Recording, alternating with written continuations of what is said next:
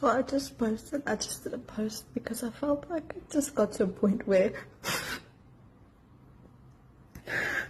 I just had to address everything. And I hadn't watched that video in quite a while. It's from a while ago.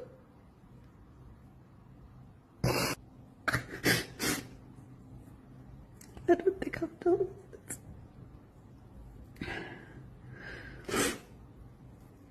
I haven't spoken about it and I haven't said anything. I've just kept quiet. And the truth is, like, I miss her.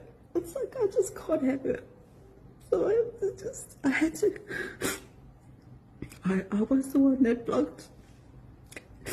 And I had to call it an end because like it was hurting me.